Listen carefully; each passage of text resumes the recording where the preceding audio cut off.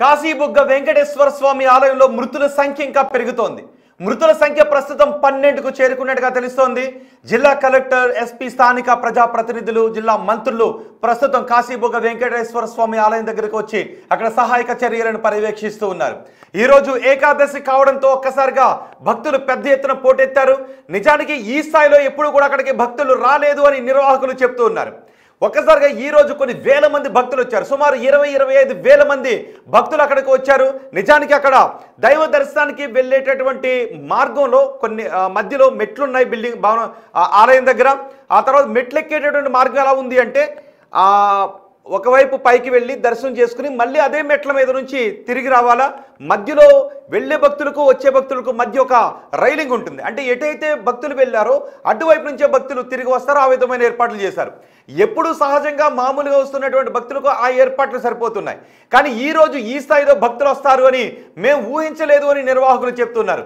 ఈరోజు శనివారం ఏకాదశి కావడంతో అందులోనూ కార్తీక మాసం ఏకాదశి రోజున విష్ణుమూర్తి యోగ నిద్ర నుంచి లేస్తాడు అని నమ్మకం, పురాణాలు చెప్తూ ఉంటాయి, భక్తుల నమ్మకం.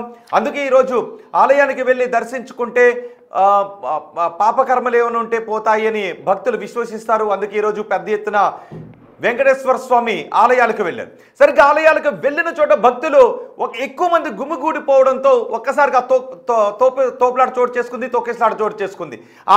ఎక్కడైతే ప్రమాదం జరిగిందో అక్కడ ఓపెన్ ప్లేస్ ఉంది. అక్కడ వరకు చూడండి ఒకసారి. అదిగో వెళ్ళే భక్తులు ఇటువైపు గోడ పక్క నుంచి అలా పైకి వెళ్తారు. ఆ తర్వాత దైవ దర్శనం చేసుకున్న తర్వాత మళ్ళీ వచ్చేటప్పుడు అదే మార్గంలో తిరిగి వస్తుంటుంటారు. తిరిగి వచ్చేటటువంటి భక్తులు వైపు ఉన్నటువంటి అంతా కూడా ఓపెన్ ప్లేస్, కేవలం రైలింగ్ మాత్రమే ఉంది. ఆ రైలింగ్ మాత్రమే ఉండటంతో భక్తులు ఒక్కసారిగా ఎక్కువటం మొదలుపెట్టారు. రైలింగ్ సపోర్ట్ తీసుకున్నారు. అక్కడ ఉన్నటువంటి అందరు భక్తులు కూడా రైలింగ్ సపోర్ట్ తీసుకోవడంతో రైలింగ్ వైపుకి నెట్టుకుంటూ వచ్చారు. సరిగ్గా అదే సమయంలో తొక్కిసలాట చోటు చేసుకుంది. అక్కడున్న ప్రత్యక్ష సాక్షుల్లో ఒకరు బిఎస్ఎఫ్ మాజీ ఉద్యోగి కృష్ణారావు మనకు అందుబాటులో ఉన్నారు. కృష్ణారావు గారు ఒకసారి ఆయన అక్కడున్న పరిస్థితి గురించి చెప్తున్నారు. కృష్ణారావు గారు నమస్తే అండి. నమస్తే అండి. కృష్ణారావు గారు, ఏం జరిగింది అసలు తొక్కిసలాట జరిగిన సమయంలో? ఈ రోజు అంతేమో ఫ్లోట్ ఎక్కువైపోయింది సార్. ఫ్లోట్ వల్ల అంతేమో స్ట్రెంత్ పెరిగిపోవడం వల్ల అంతా ఒకేసారి తొక్కిసలాట జరిగింది. మొత్తము 9,000 ప్లేస్ లకు 25 అబౌవ్ మొత్తం ఒకేసారి వచ్చేయడం వల్ల తొక్కిసలాట జరిగింది. ఓకే, అంటే ఆ తొక్కిసలాట దగ్గర ముందే ఏదైనా భక్తుల మధ్య గొడవ తోసుకోవడం లాంటిది ఏదైనా చోటు చేసుకున్నది? ఏం లేదు సార్, అటువంటిది ఏం లేదు. ఫ్లోట్ ఎక్కువైపోవడం వల్ల చిన్నపిల్లలు, లేడీస్ ఎక్కువ అంతమో ఇదయ్యారు. ఒకసారిగా రైలింగ్ ఊడిపోయిందండి ఆ సమయంలో తోసుకోవడం? అదే ఊడిపోయింది సార్. ఆ రైలింగ్ ఊడిపోయిన చోట కిందకి బయటికి వెళ్లే మార్గం అండి, ఆలయంలోకి వెళ్తున్న మార్గం, మెట్ల దగ్గర వెళ్లే మార్గం వచ్చే మార్గం ఒక్కటే ఉన్నట్టుగా ఉంది కదా? ఏం సార్, ఆలయం లోపలికి వెళ్లే మార్గం, బయటకు వచ్చే మార్గం ఒక్కటే అనుకుంటా కదా అది? అవును సార్. ఓకే, ఇప్పుడు బయటకు వస్తున్నటువంటి మార్గంలో ఉన్న రైలింగ్ ఊడిపోయింది, రైట్? లోనికి వెళ్ళే దానిలో అంటే బయటకు వచ్చిన దానిలో లోనికి వెళ్ళిన దానిలో ఊడిపోయింది. ఓకే, ఆ ఓపెన్ ప్లేస్ లో ఉన్నది లోపలికి వెళ్ళే మార్గం అంటది? అవును సార్. ఓకే, మీరు అక్కడే ఉన్నారా? మేము ఉన్నాం సార్, వెళ్ళి వచ్చాం, బయట నుండి వచ్చాము. ఫ్లోట్ ఎక్కువైన మేము మరి వెళ్ళకపోయాము లోనికి. ఓకే, మీరు లోపలికి వెళ్ళలేక వచ్చేసారు. ఏంటి అక్కడ తొక్కిసలాట జరిగిన వెంటనే అక్కడ ఉన్న దృశ్యాలు ఏంటి? తొక్కిసలాట మరి చిన్నపిల్లలతో ఆత్మనాదాలతో ఇదవుతున్నప్పుడు మరి అక్కడ ఫ్లోట్ ఎక్కువైపోయింది సార్. ఈవేళ ఏకాదశి కదా, దానివల్ల ఫ్లోట్ ఎక్కువైపోవడం వల్ల. అంటే జనం వస్తారు అని ఊహించలేదా నిర్వాహకులు? లేదంటే లేదు సార్, జనం వస్తారని ఊహించలేదు అసలు. అనుకున్న కన్నా ఎక్కువ వచ్చారు అనమాట, విలేజ్ పీపుల్ అంతా. కానీ జనం ఎక్కువ వచ్చినా కూడా ఒకరి వెనక ఒకరు వెళ్ళొచ్చు, దర్శనానికి టైం పడుతుంది. కానీ పర్టికులర్గా తొక్కిసలాట చోటు చేసుకోవడానికి కారణం ఏంటి? అంటే భక్తుల్లో క్రమశిక్షణ రాహిత్యమా, తోసుకుని ముందుకు వెళ్ళిపోవాలేనా? భక్తుల వల్ల జరిగిందే సార్, మేనేజ్మెంట్ తప్పేం లేదు సార్, భక్తుల వల్లే.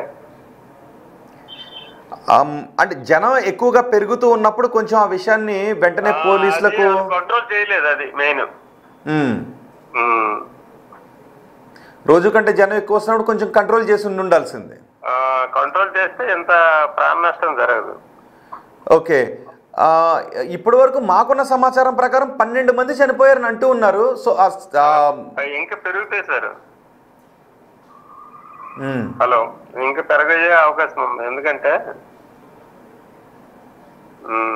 కృష్ణారావు గారు వినిపిస్తుంది, చెప్పండి.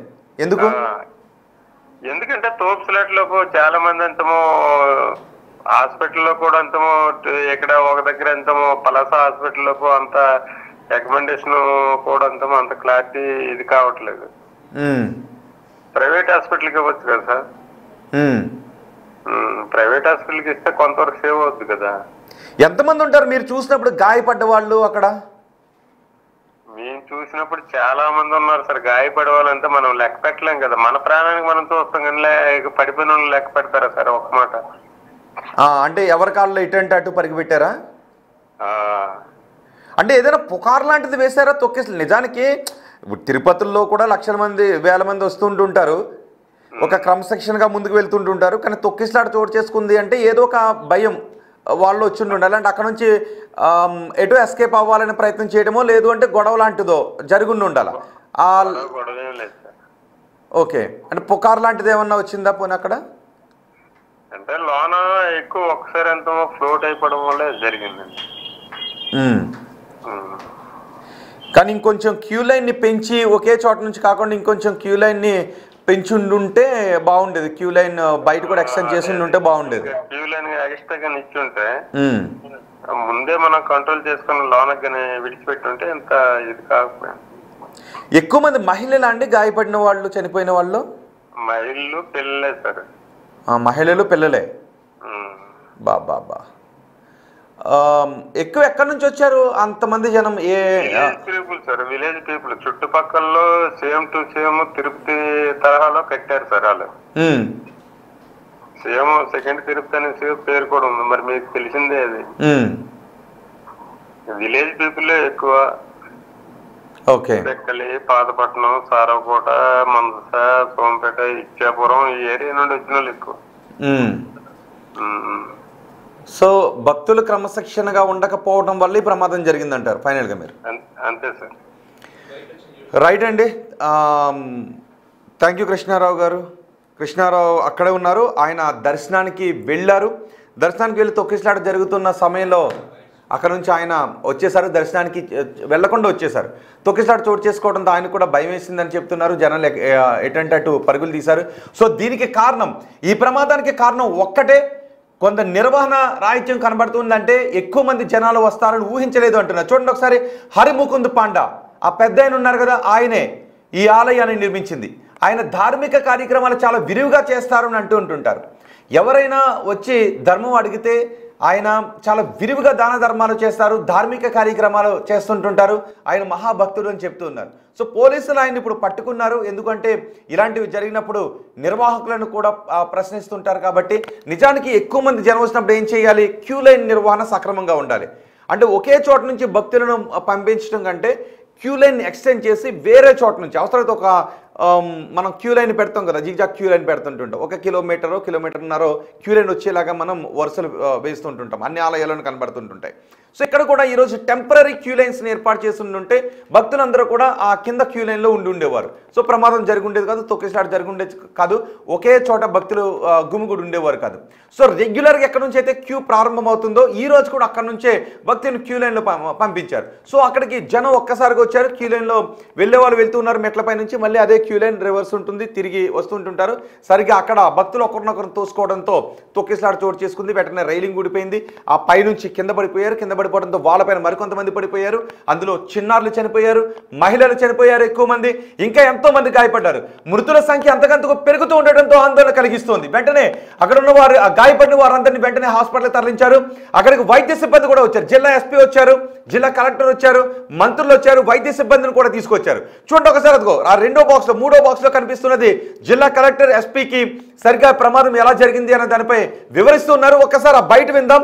ఆ ప్రమాదం గురించి కలెక్టర్ అడుగుతున్నారు, ఇక్కడ ఎలా జరిగింది, ఏముంది, ఇక్కడ సరిగ్గా తొక్కిసలాట జరిగిన సమయంలో ఏముంది అని వివరిస్తున్నారు. ఒక్కసారి అది చూద్దాం, ఆ బయట చూద్దాం. లోపల నుండి వాళ్ళు తోస్తున్నారు, ఈ ద్వారం మేము అవ్వలేదు సార్. ఇక్కడ అది ఓపెన్ ఇది ఓపెన్ ఉంది, తలుపేసి ఉంది. ఇక్కడ ఏమైంది, ఇటు వెళ్ళిన వాళ్ళు అటు తోసిడు ఉంటుంది, ఇదంతా ఉన్నారు కదా సార్, ఎలా పడిపోయారు సార్, కింద ఉండిపోయారు. మార్నింగ్ నుండి హెవీ క్రౌడ్ ఉంది సార్. ఇది వన్ వే, ఈ వేగా ఉంది సార్, బయటికి రావడానికి ఇదే వే. అవుట్ గోయింగ్ కనీసం ఇది కూడా ఎగ్జిట్ పెట్టకుండా ఇందులోనే ఎగ్జిట్ ఇందులోనే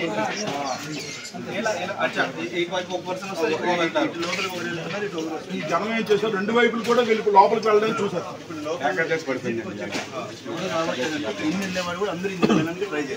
యాక్చువల్లీ ఇక్కడ 2 దారులు ఉన్నాయి కానీ లోపల 2 దారులు లేవు, సింగిల్ వే. అంటే లోపలికి వెళ్ళిన తర్వాత కలిసిపోతారు, అక్కడ వచ్చినప్పుడు కూడా కలిసిపోతారు, సింగిల్ వే. అంటే ఇక్కడ జనాల నుంచి ఇన్కమింగ్ అయినప్పుడు దీని ప్రతి ఇది కాయలే ఒకటే ఇన్కమింగ్ ఒకటి అవుట్ గోయింగ్ ఒకటి చెప్తాను.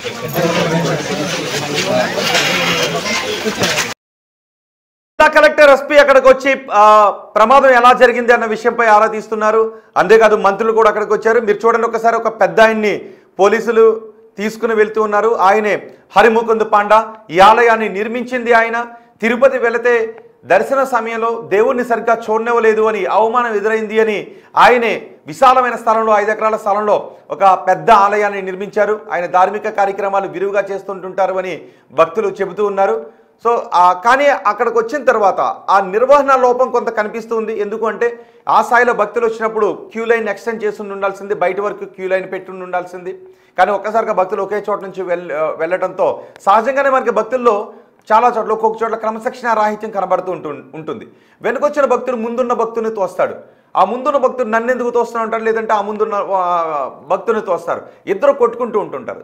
అక్కడ దేవుని మర్చిపోయి ఒకసారి ఇద్దరి మధ్య ఒక వాగ్వాదం చోటు చేసుకుంటూ ఉంటుంది.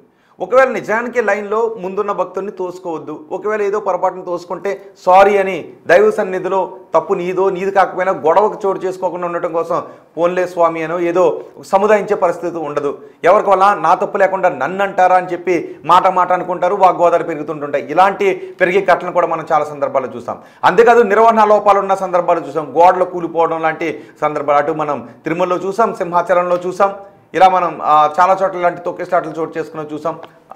శబరిమలలో కావచ్చు. ఇలా ధార్మిక కార్యకలాపాలు జరిగేటప్పుడు ప్రమాదాలు చోటు చేసుకున్న సందర్భాలు అనేకం ఉన్నాయి. భక్తులు ఎక్కువ సంఖ్యలో తరలి వచ్చేటప్పుడు. సో అక్కడ భక్తులు క్రమశిక్షణ రాహిత్యంతో ఉంటే ఎటువంటి ప్రమాదాలు చోటు చేసుకోవు. ఆ పెద్ద ఆయన అంటూ ఉన్నారు, నేను ఇంతమంది భక్తులు వస్తారని ఊహించలేదు, ఒక్కసారిగా భక్తులు వచ్చేశారు, ఈ వయసులో నేనేం చేస్తాను, నేనేం చేయగలను అని ఆ పెద్ద ఆయన ఆలయాన్ని నిర్మించిన ఆ పెద్ద ఆయన హరిముకుంద్ పాండా అంటూ ఉన్నారు. ఒకసారి సిదిరి అప్పలరాజు, మాజీ మంత్రి సిదిరి అప్పలరాజు కూడా అక్కడికి వచ్చే సహాయక కార్యక్రమాల్లో పాల్గొన్నారు. ఆయన కూడా మాట్లాడారు. సిదిరి అప్పలరాజు ఏమన్నారో చూద్దాం. సార్ మీరు ఒక డాక్టర్ ఇక్కడికి వచ్చి ఎవరికైనా వైద్యం అందించారా సార్? ఇప్పుడు స్పాట్ లో ఎంతమంది చేసి ఉంటారు సార్? వాళ్ళు గ్యాస్ట్రిక్ స్టేజ్లో ఉన్నారు. సిపిఆర్ చేస్తే రిథమ్ అది రెస్టోర్ అయింది. ఇమీడియట్లీ గవర్నమెంట్ హాస్పిటల్ పంపించారు. నేను I don't know the status right. Government హాస్పిటల్కి వెళ్దాం అందరూ, let us see what happened. So ఈ రకమైనటువంటి పరిస్థితి అత్యంత బాధాకరమైనటువంటి, పూర్తిగా ప్రభుత్వ వైఫల్యం కింద, పోలీసుల వైఫల్యం కింద దీన్ని మేమైతే